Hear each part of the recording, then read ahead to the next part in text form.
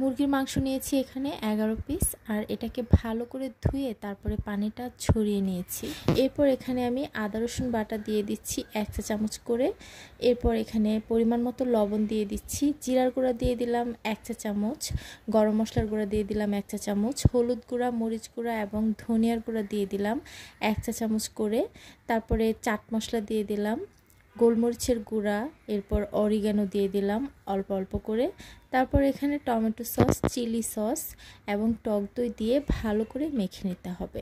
হাত দিয়ে কচলে কচলে ভালো করে মেখে নিতে হবে, যাতে মশলাটা সবগুলো মাংসের ভিতরে সমানভাবে মিশে যায়। ভালো মতন মশলা মিশিয়ে এরপরে কমপক্ষে 2 ঘন্টার জন্য রেস্টে রেখে দিতে হবে। 2 ঘন্টা পরে আমি বেসন দিয়ে দিলাম 2 টেবিল চামচ আর কর্নফ্লাওয়ার দিয়ে দিলাম 1 টেবিল চামচ। এবার বেসন এবং কর্নফ্লাওয়ারের সাথে মাংসগুলো খুবই ভালো মতন মিশিয়ে নিব। যদি প্রয়োজন হয় তাহলে সামান্য পানি দিতে পারেন, তবে পানির এতটা প্রয়োজন হবে না। আর কালারটা সুন্দর হওয়ার জন্য আমি সামান্য একটু ফুড কালার ইউজ করেছি, তবে এটা অপশনাল, আপনারা চাইলে বাদ দিতে পারেন।